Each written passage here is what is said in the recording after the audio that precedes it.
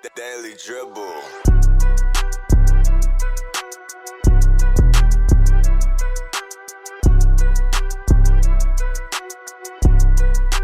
And welcome back to the Daily Dribble podcast, guys. As always, I'm your host, Nick Zammit. Here joining me is Mr. Roy Hancock. How are we going, Nick? Mate, we have had very contrasting weeks. I'm kind of down in the dumps at the moment. The Brooms were certainly brought out during the week. The Lakers going down 4-0 to the Nuggets. You wouldn't know it. Wow. High energy, Nick. I tell you what, we'll get into it shortly, but I was very disappointed to not at least take one game. All four games, we had at least a shot.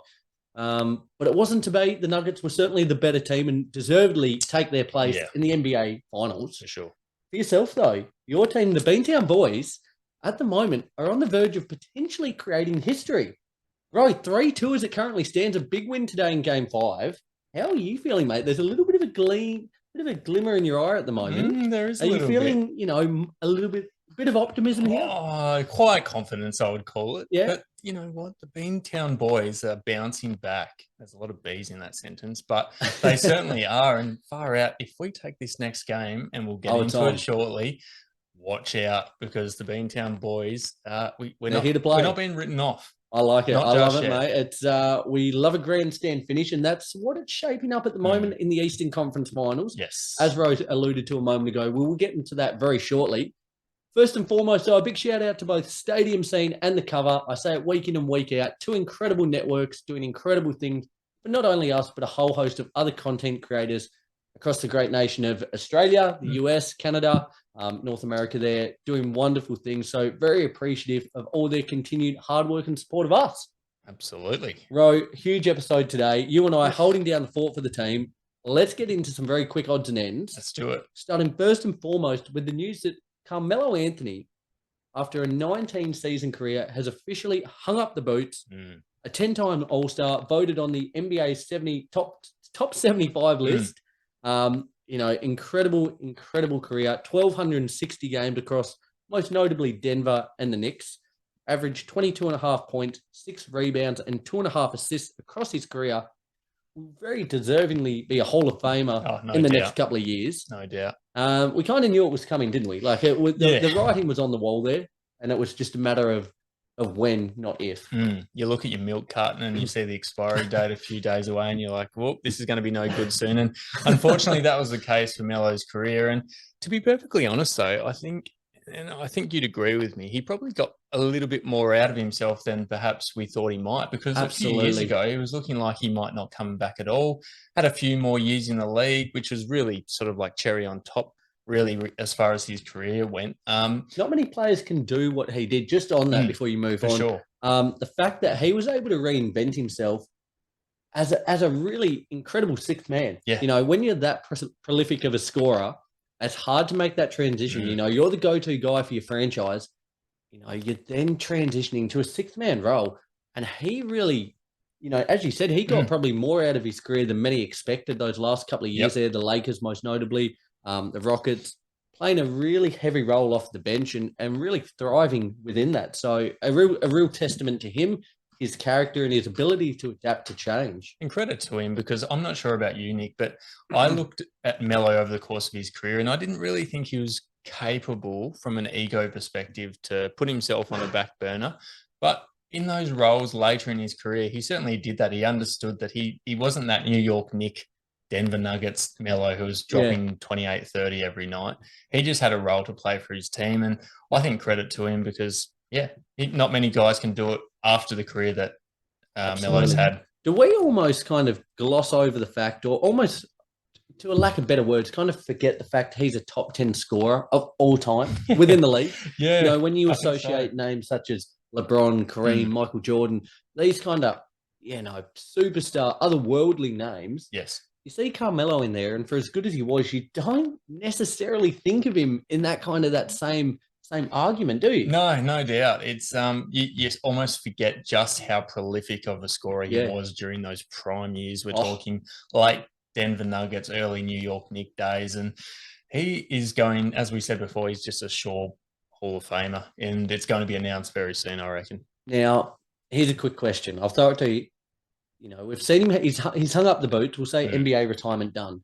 Is there any chance with the way Dwight's currently trying to lure players? Could we see him out in Taiwan, maybe? Oh, wouldn't that be great? Oh, I would love to see him over there, but I think he's done. I think he's more than happy to, what's the saying? Fade off into the sunset. Absolutely.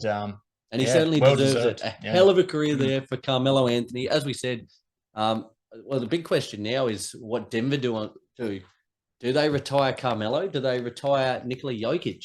At the moment, which way would you be leaning as things currently stand? If I had the choice to retire one of their jerseys, Jokic.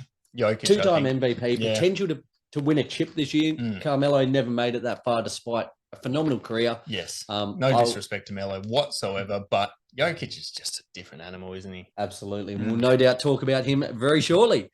In other news, the NBA's competition committee is discussing the potential of an in-game penalty for flops. Now, this would potentially result in a technical free throw given. The trial is possible. Looking at Summer League there, July, it's set to tip off that they'll run this kind of trial phase. But do you like this idea that there's a potential penalty for flopping now? It's probably one of those things. First off, yes, I do like that. And it's probably one of these things that were on the cards and should have been on the cards for a long while now, because I think as NBA fans, there's nothing worse than when you see a flop, and sometimes it defines the way that the game goes. It can change all momentum, can't it? It really can. So I'm more than happy to see something implemented. Will you say next year going forward? Oh, well, we're looking at Summer League this year coming. So July coming, that they're going to run a bit of a trial with that. For me, I like the idea of it. Anything to clean up the game, make it a better overall product. I'm all for. A more honest game as well. More honest game, absolutely. And, we've spoken about the NBA is the most progressive league in the world. More than happy with them to try and experiment with new things, especially in the Summer League there. Perfect opportunity to see what impact it will have. But, yeah, as I said, anything to clean up the game, as you said, make it more honest. Absolutely, I'm all for it. Yes. Who will be the? I'm just. I was thinking that as well. Who will be the main culprits that this change might affect? Well, I was thinking flopping. My mind went immediately to who takes charges, and I thought immediately of Kyle Lowry. Yep, BBL. Yep. In terms of charges, in terms of flopping, he's not too bad. I actually don't know off the top of the skull who this would affect most. It'd be interesting to know who are the... LeBron had a shocker there against the Nuggets. That wasn't great. But I don't know if he's a notorious flopper. I don't think he is, but that one was certainly... he's honest. It's not going to make the highlight package there for him. Yes. But yeah, it will be interesting to see how players react now, and could have positive or negative benefits where we will wait to find out in Summer League. Absolutely. In other news, guys, during the week, Los Angeles Clippers GM Michael Winger agreed to become the president of Monumental Basketball. Huge. Now, what that means is it delivers him full leadership and control of the Washington Wizards, as well as their WNBA team, the Mystics, and their G League team, the Go-Go. Go-Go. I haven't heard of that one. Yeah, well, it's one that people aren't familiar with, the Go-Go. How's that? What a name. What does that even mean? What is that?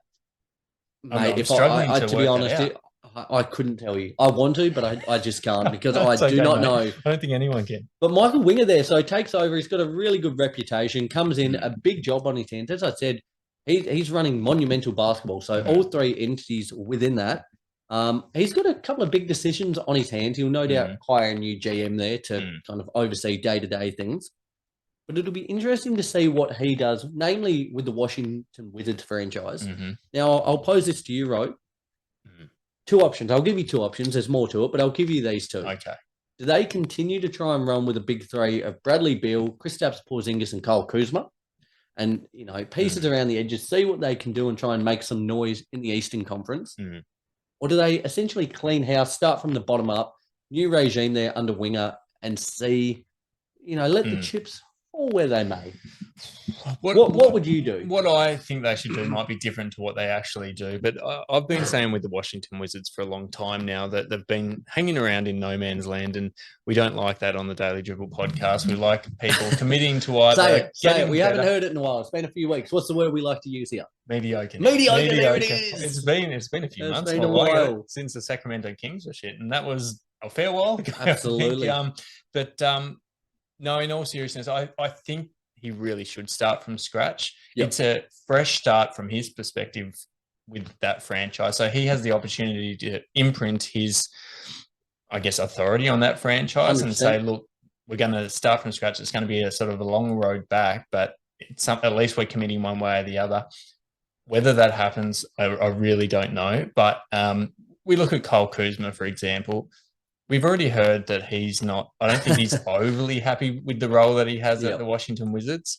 Bradley Beal, his time there, in my opinion, has been long overdue. Every trade period that comes around, he's top of the list. He's the first name that is mentioned to be moved on. And he's kind of, he's foregone it the last couple of times around. Yes.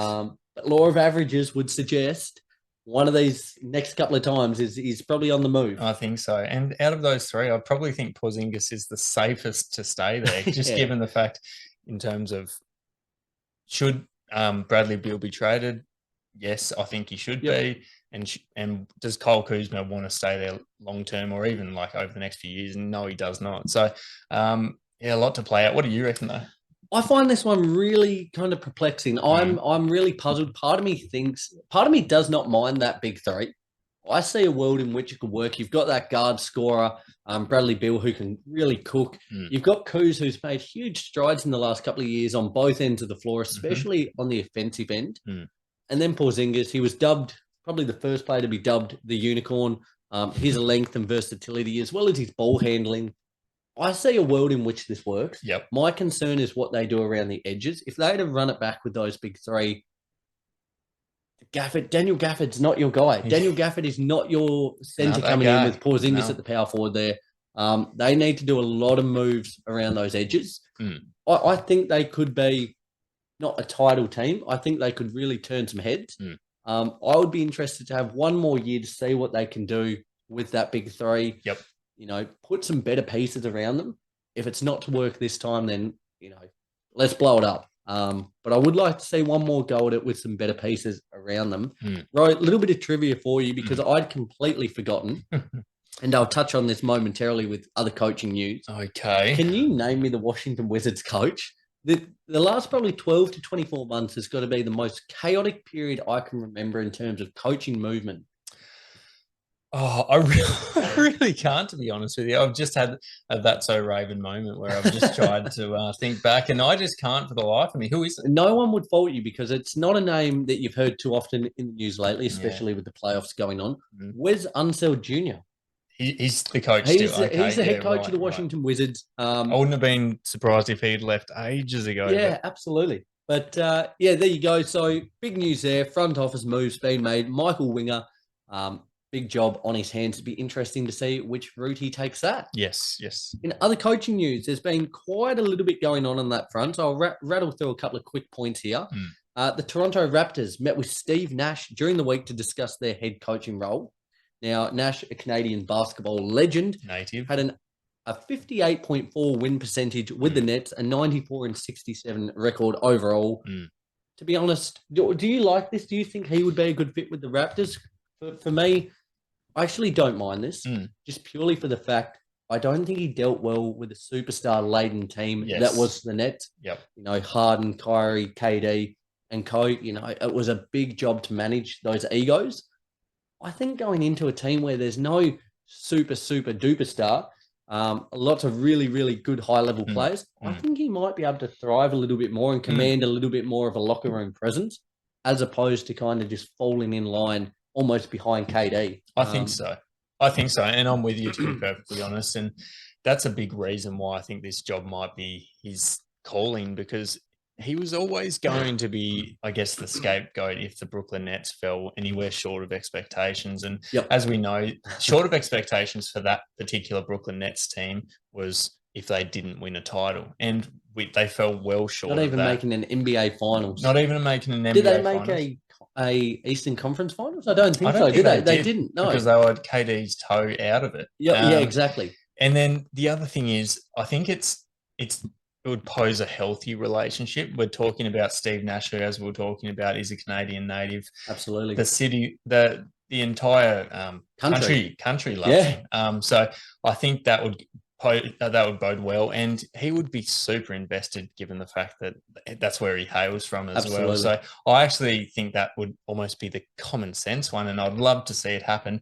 In saying that, there are a lot of quality coaches up for grabs at the minute. So, well, a few of them are here. Just following on from that, the Phoenix Suns are advancing 4 candidates to meet for interviews in the coming days. Those 4 names being Nick Nurse, Doc Rivers, the Kings associate head coach Jordi Fernandez, and the Suns associate head coach Kevin Young. As I said a moment ago, Ro, I think probably the last 12 months in particular, in my basketball history, memory, exposure, this has been the wildest period in terms of coaching. It has been an absolute merry-go-round, and even just in the last couple of weeks, it's really kicked up another gear. And there's going to be a lot of movement over the coming month or two. It's going to be exciting to see how it all plays out. I think so as well. And just out of those 4 coaches, who do you think will be short odds to take that coaching appointment? In my personal opinion, without knowing a hell of a lot about the last 2, Jordi Fernandez and Kevin Young, you're not too up to speed there? Not too up to speed. That makes 2 of us haven't been front of mind. But I think Nick Nurse as a coach is just too good to not have a head coach gig next year. I agree. Whether that be at the Phoenix Suns or not, I'm really not sure. But I think if I were the Phoenix Suns, he would be front of mind for me. I agree. If you're looking at the betting odds, I would anticipate he would be a pretty short price favourite out of those 4. So we'll be sure to keep you guys up to date on how that one plays out. Be sure to continue to stay up to date and follow all of our socials, Facebook, Instagram, YouTube, Twitter, and TikTok to get the latest news from not only the NBA, but also the NBL as soon as it breaks. Good stuff, Nick. Guys, let's push ahead. Daily Dribble. Okay, I wanted to just touch on very quickly the conference finals. 2 teams in particular, the Lakers and the Celtics. Yes. We might start first and foremost with the Lakers. As we said at the top of the show, it's been a rough week. It's been a rough week, and the writing was on the wall. Doesn't make it any easier. No, it hasn't softened the blow. No. As I said, despite going down in this series 4-0, I felt we were a chance in every game to at least take one. Wasn't to be, but for the Lakers, it has been a really a Jekyll and Hyde kind of season. The first half of the year was just pure pandemonium. It looked well and truly gone after about 20 to 25 games. Big trades, big acquisitions at the deadline there. Rui, Jared Vanderbilt, D'Angelo Russell, they were certainly catalysts for getting us back into a fighting position, making the play-in, making the playoffs, knocking off the Grizzlies, and knocking off the Warriors. Despite getting swept, I take nothing away from what they've achieved. It was certainly surpassing expectations.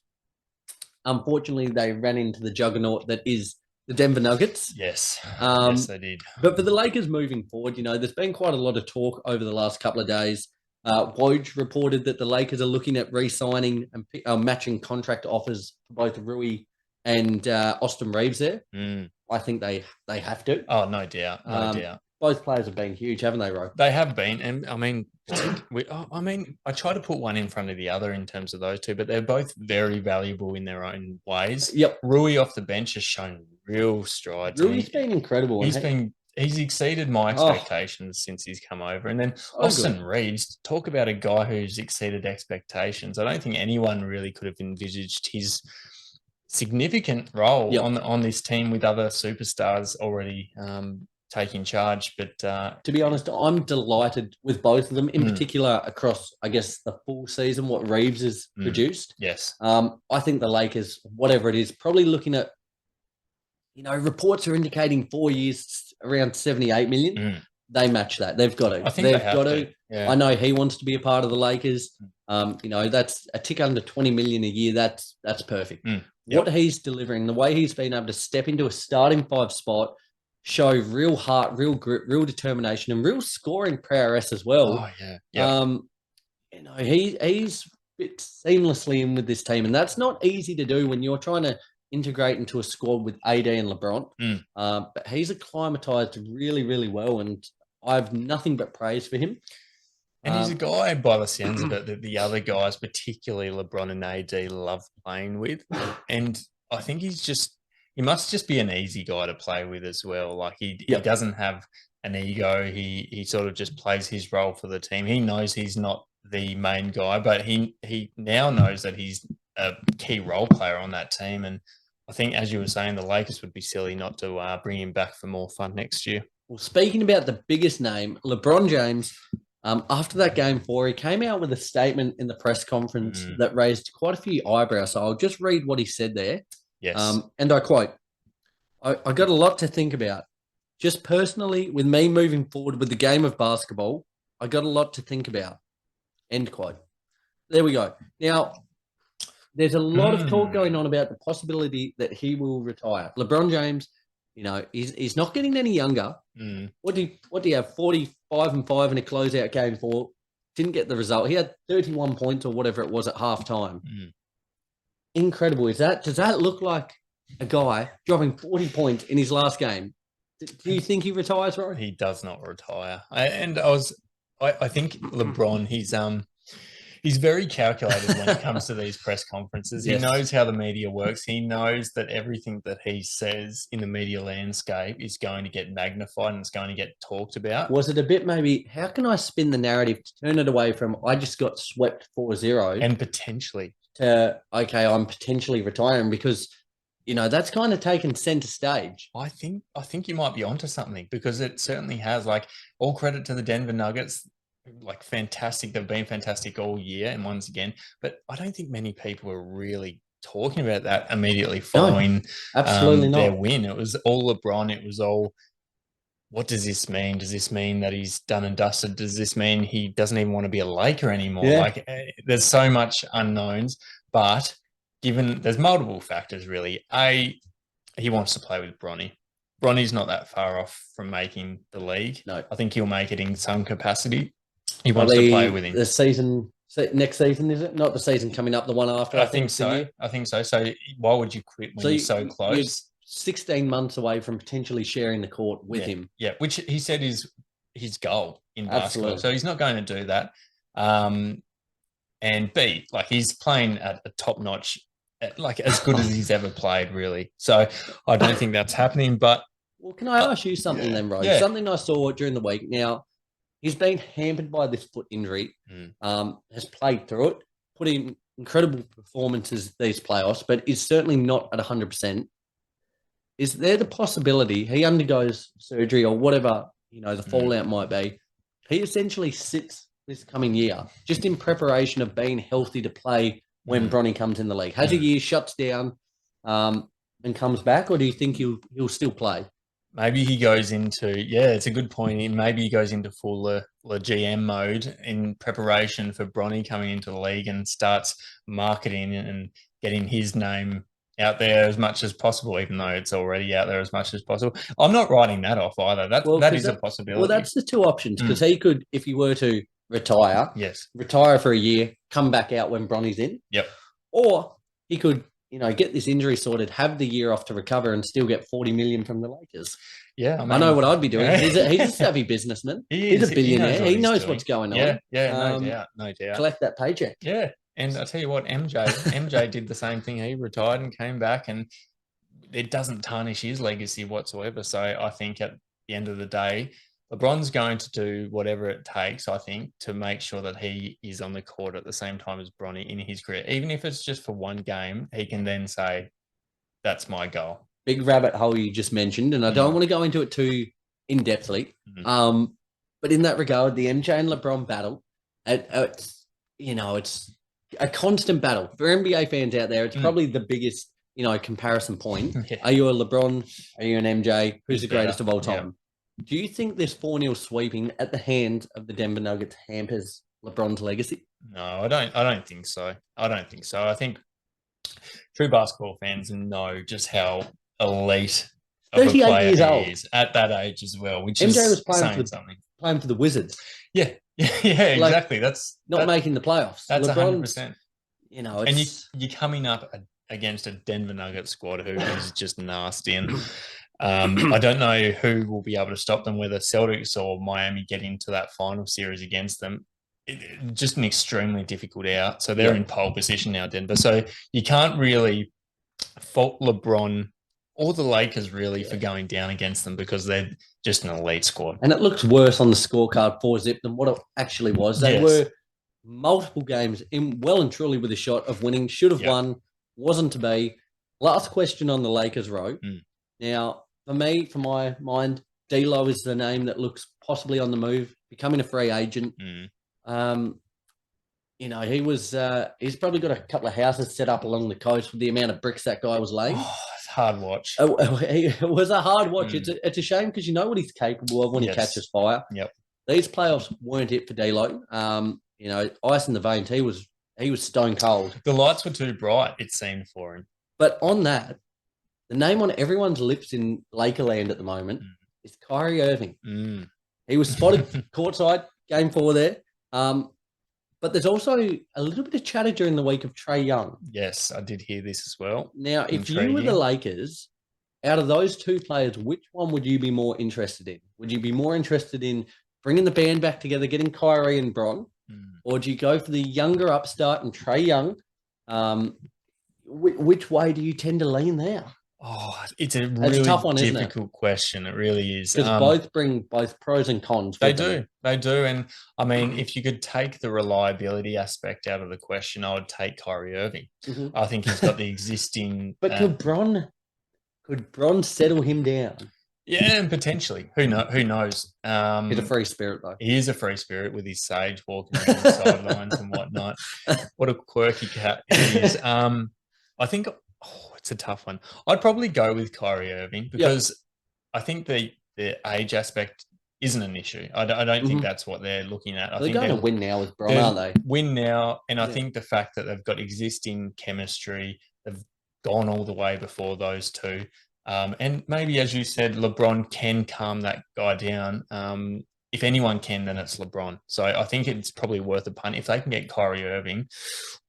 Look out! That's danger. I agree, and purely for the fact I think so. For the Hawks side of things with Trae Young, it would result in them having to re-sign D'Lo, and then proposing a package that would include D'Lo, a couple of they would have to be well compensated in the draft picks, which the Lakers don't have many of. Okay, possibly Mo Bamba, Malik Beasley, a couple of other complementary players.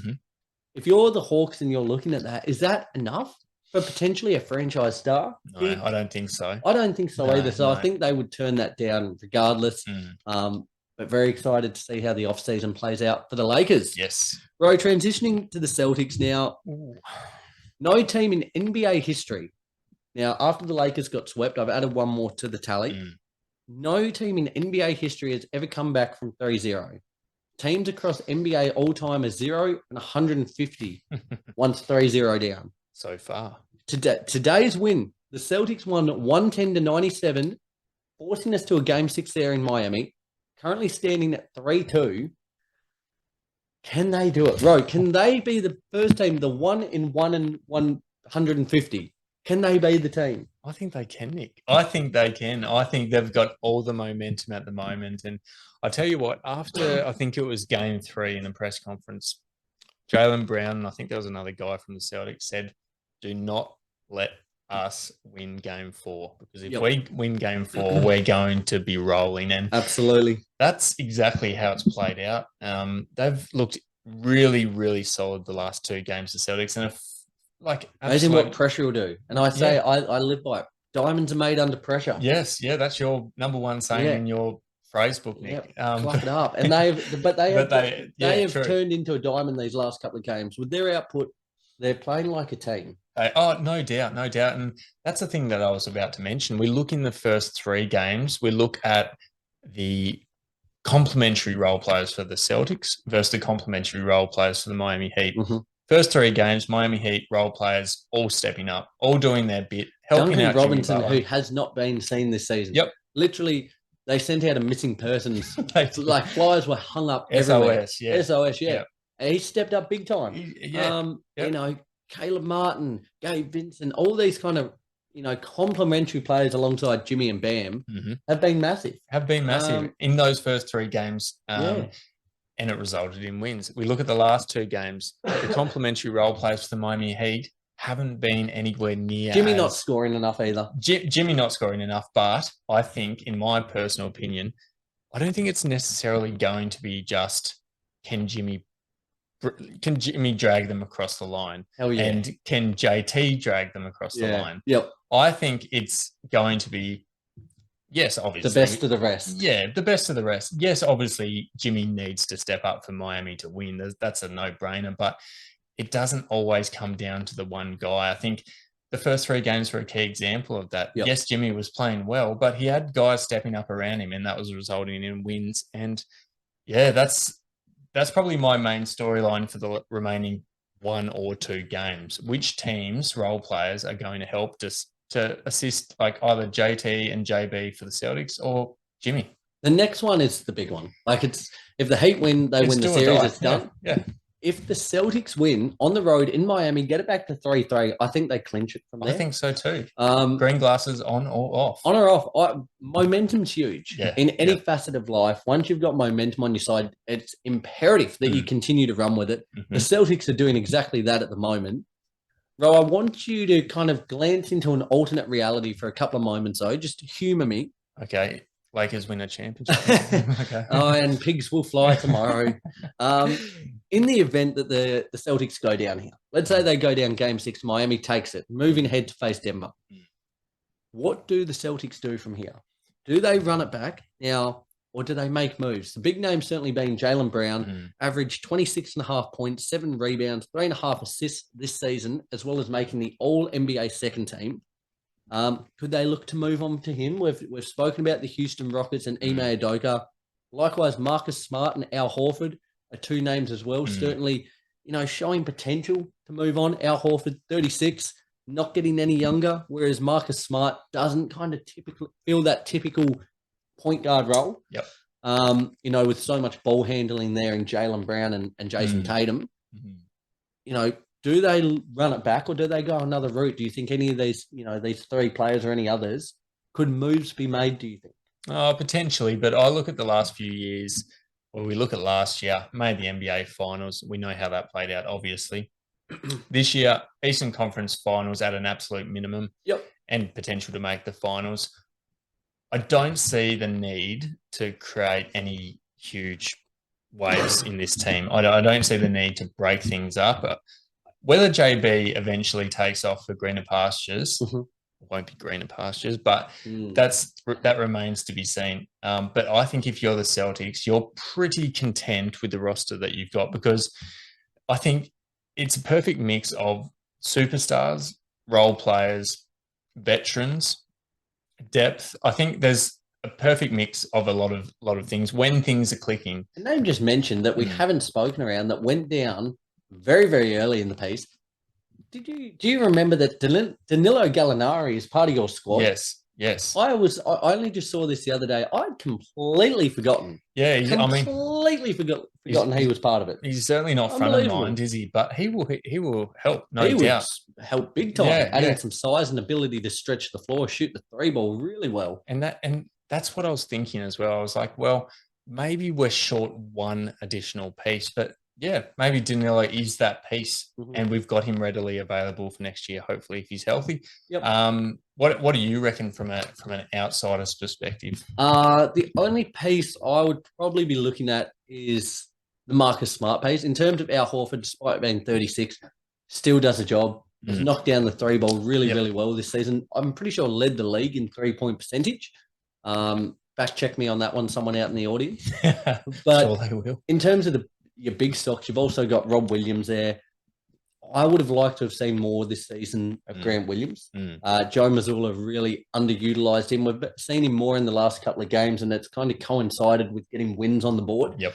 I think Marcus Smart's the piece you could look to drift away from, just purely for the fact I think you could probably get a better ball handler. He does a lot of good things, but I think he's the piece they can move on from. And you know what? From an outside, I'm putting my outsider's glasses on. This is hard. This is a hard thing to do. It's a really tough one, because if I wasn't a Celtics fan, I'd probably look at Marcus Smart in a way where, yes, maybe he can be moved on. But I think from a Celtics perspective, he is really heart and soul. He's a glue guy. He is a glue guy. It sort of is like with Golden State and Draymond Green. Like they might not be your most important guy, but in some aspects they are. Like does the intangibles really well. He does. He really does.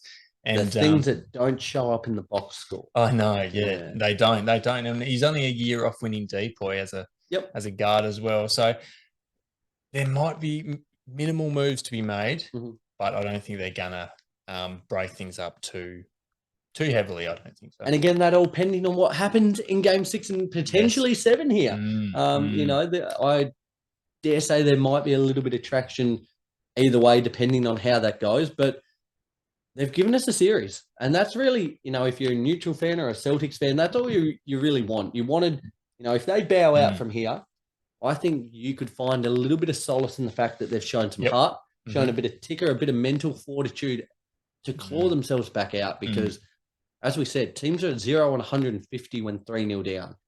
They've given themselves a sniff here. And if any teams to do it now, a lot of those, you know, 150 teams that have gone down have been the worst teams. You know, they've been the 6th, 7th, 8th seeds going down to the higher seeds. This is the one time you could see the script flipped, because they are the higher seed. They are the better team. They were the second seed. They've been the better team all season long. So if it's ever going to happen, that one time, Ro, one time, this could be it. I think so. I'm certainly not writing it off. And, you know, at the end of the day, I think, well, look, then they're going to have no real, like, I know they were probably expected to win this series, but they've got no expectations on themselves. They're playing free now, aren't they? They don't expect to win that series given how far back they were. But now they're in the absolute box seat to come steamrolling over the Heat. And there's a lot to play up, but geez, I think they might have a bit of a sniff. Well, we'll transition ahead to the NBA Finals. Now, I'll pose this question to you. A little part of me was kind of hoping the Heat would win today just to make these predictions a little bit easier. Base your prediction on who you think will get through in the Eastern Conference. Okay. So I'll start first. Yes. I've got in the NBA Finals, I've got the Denver Nuggets playing the Miami Heat. Gone Miami, just purely for the fact no team has ever done it, come back from 3-0. They're heading home on Sunday to play the Beantown Boys in Miami, though. And I think they will understand the stakes of it. I think for them, it's pretty much win or go home. You do not want to go to Game 7 there in Boston, despite, you know, they won the first 2 games in Boston. It's a Game 7. Different animal. So that being said, I've got Denver and Miami. I'm really excited about this series. It's not the series anyone in a blue moon would have predicted. No. Bam's going to certainly have his work cut out for him, trying to, you know, keep as close as possible with Jokic. As close as anyone can. It's an uphill battle. From the Heat, though, I think it's going to be reliant on Jimmy. We've said it time in and time out, what he can produce, especially on the offensive end. Time will tell what plays out with Tyler Hero. It was said that, you know, if he was to come back, it would be the NBA Finals. And we all laughed at that. We all laughed because we did, didn't we? We laughed. He's not coming back. His season, pack her up. It is over. They're not making. They weren't making it out of the first round, and here they are potentially in the NBA Finals. You know, I worry Denver are the better team.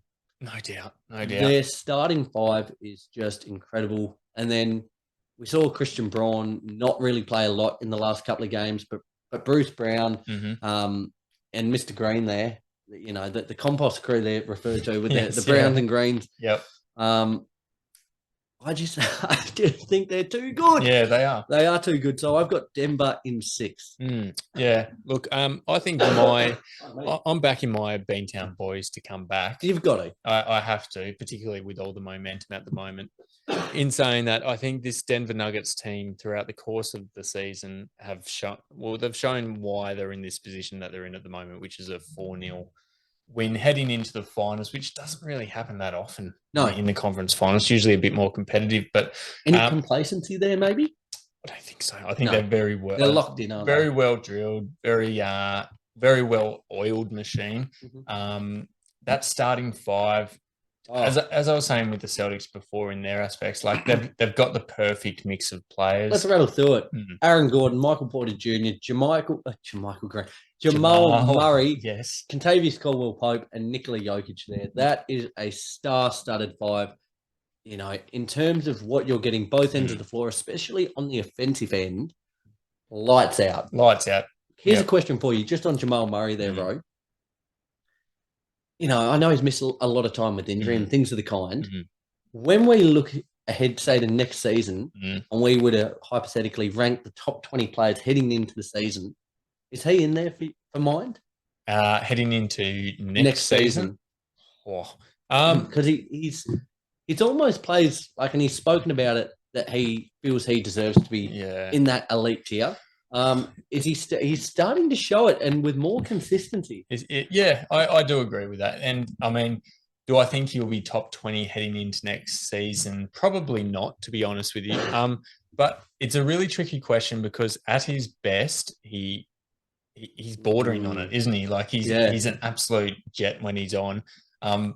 If he can gain consistency and be that probably like 26 point a night guy to complement Nikola Jokic, I think he could make that top 20 as it stands at the moment. Probably not. Would you have him over Donovan Mitchell if you had to pick one for your team? I'd still have Donovan.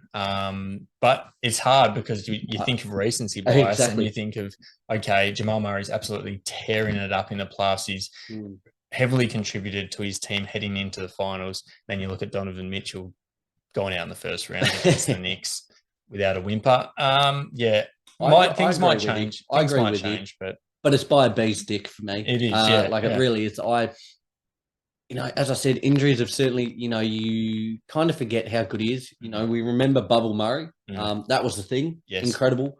He's really displaying his full array of tricks at the moment. I'm loving what I'm seeing. He's playing at a level at the moment. When you watch him, any shot that he puts up, you feel like it's going in. He's just playing with that elite level of confidence. Some of those threes he hit, over 80. Outlandish. So game 4, 3 minutes to go. Nuggets up by 3. He throws up an absolute prayer again, as he did in game 2 or 3. It was the Nuggets go up by 6, and you effectively felt like that was the game. Yes. Some of the he's just throwing up absolute prayers, but every prayer is being answered at the minute, and that just shows the touch he's in. Yeah, it's incredible. He's just greening everything, isn't he? Just love to see it. Nothing phases him. So, Ro, let's say then Denver against Celtics. How do you see that series playing out? How many games would you have? Who would you have as your winner at the moment? I think Denver are a very, very ominous matchup for anyone. And as much as I would have faith that we can contend somewhat with them, I think the Denver Nuggets are just far too good. I'd probably have Denver in. Look, I'll give us 2. And I think Denver would have it in 6 in that matchup. In a matchup against the Heat, hypothetically, then against the Heat. It's a tough one because the Heat would have elite confidence heading into that one as well. Nothing to lose as well. Nothing to lose as well. I'd still be around that game 5 or game 6 mark that the Denver Nuggets would get up. I think regardless, it's just, I feel like it's just their year, and I'd be very surprised if either the Celtics, as much as I hate to say it, or the Heat. I'd be very surprised if they got up against the Denver Nuggets. Well, we heard LeBron say in his outgoing press conference the other day, since him and AD have been a tandem the last 4 years or so, that Nuggets team are the best team they've faced. And it's hard to disagree with it. Like it is unstoppable what they are doing at the moment. It's hard because I was so disappointed seeing the Lakers go out, but I'm loving seeing what they're doing. So fun to watch. It's awesome to see. It's awesome to see a smaller market team, a team that hasn't had this success. This is the first time they've ever made the NBA Finals as a franchise. It's crazy, isn't it? So it's wicked kind of writing that story at the moment. And, I'm super pumped. NBA Finals. Just around the corner. Sunday or potentially Tuesday, we're going to be down to our final 2 teams battling it out for the right to be NBA champion for season 2022-2023. Bro, this is it. This is the climax. I'm actually getting nervous thinking about it. Legitimately a bit sweaty right now. And it's only thinking about the Celtics getting that game 6, heading into a game 7, full of momentum, 3 on the trot. Who knows? So let me just work it out. Yeah, so Sunday's game 6. If it goes to a game 7, Tuesday, that would be here in Australia. Yes. What's the likelihood of we were speaking just before we went on air about a potential little tickle in the back of the throat, maybe a little cough working up. Yes. Is there the potential for that to be a day off? Oh, look, I wish I could chuck a bloody annual leave day in on that day. But no, I think we're going to – I think I'll be paying close attention. Let's just put it that way, Absolutely. because there's so much riding on that game. Yep. The fact of the matter is, if we get to that game 7, I give us every chance in the world to take it. Look out. There you go. A couple of days ago, we wouldn't have been thinking that, guys. As I said, the Heat were up 3-0, looked well and truly on their way, heading to an NBA Finals series against the Nuggets. The Celtics have had a phenomenal last couple of days, getting it back to 3-2 and giving themselves a sniff at creating NBA history, as well as clinching a spot in the NBA Finals. Hugely exciting. From Row, myself, we are beyond pumped. We cannot wait to discuss it all next week. As of next week, we will have our NBA Finals. They will have started by this point. So certainly looking forward to breaking it down, whichever way it goes. But guys, have a fantastic week. Continue to stay up to date with all the socials. Subscribe wherever you listen to the show, whether that's Apple Podcasts, Spotify, or YouTube. And from us, we can't wait to speak to you all again next week, guys. Take care. Enjoy.